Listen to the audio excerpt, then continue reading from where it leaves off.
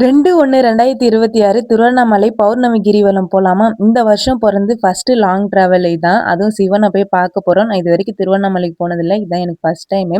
போம்போது ஒரே ஒரு பேக் அண்ட் இது வந்து குளிருக்காக எடுத்துட்டு போறேன். பாட்டு கேட்கறனோ இல்லையோ காதுல வந்து வச்சுப்பேன். டைம் ஆவுது. நான் போயிட்டே வந்து விளாக் வந்து கன்டின்யூ பண்றேன். நைட் 8:00 போல தான் வீட்லருந்து கிளம்பணும். அப்பதான் அங்க ஒரு 3 மணி போல ரீச் ஆக முடியும். எங்க அண்ணன் மந்த்லி போவாங்க. நான் இந்த மந்த் தான் ஃபர்ஸ்ட் டைம் வந்து போறேன். கிளாம்பாக்கம் போயிட்டு அங்கருந்து பஸ்ல போனோம். இவரு தான் என்னோட டிராவலிங் பார்ட்னர், என்னோட அண்ணா. நானும் இவனும் தான் வந்து கிளம்பிட்டோம். பஸ் வந்து அதிகமா இல்ல. வர பஸ்ஸும் கூட்டமா இருந்தது. ஃபைனலா ஒரு பஸ்ல ஏறி இடம் புடிச்சு உட்காந்துட்டோம். அது விண்டோ சீட்டு. தூங்கிட்டு போறதுக்கு தான். ஏன்னா 5 ஹவர்ஸ் டிராவல் வருமாம். அங்க போயிட்டு கரெக்ட்டா 2:45க்கு ரீச் ஆனோம். கோயில் உள்ள போம்போது பார்த்தீங்கன்னா 3:00 அப்ப நாங்க நடக்க ஸ்டார்ட் பண்ணது தான்.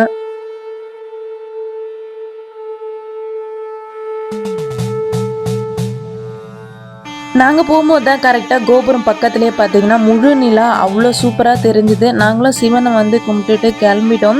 நான் எக்ஸ்பெக்ட் பண்ணவே இல்ல. இவ்ளோ பேர் வந்து வருவாங்க அப்படின்னு. அங்க மார்னிங் இருந்தா எப்படி இருக்கும்? அதே மாரி தான் கரெக்ட்டா 3 மணிக்கெல்லாம் அவ்ளோ பேர் வந்து நடந்துட்டு இருக்காங்க. 1 கிலோமீட்டர் போனதுக்கு அப்புறம் தான் நான் ஒரு பேனரே பார்த்தேன். கிரிவல பாதைன்னு. எங்க அண்ணன் சொல்றான், "முடிஞ்சிடுச்சா?" நான் கேட்கும்போது, "இப்பதான் ஸ்டார்ட் ஆகுது. டோட்டலா 14 கிலோமீட்டர் நடக்கணும்" அப்படின்னு. நடப்பனான்னு தெரியல. எல்லாமே பார்ட் 2ல வந்து கன்டின்யூ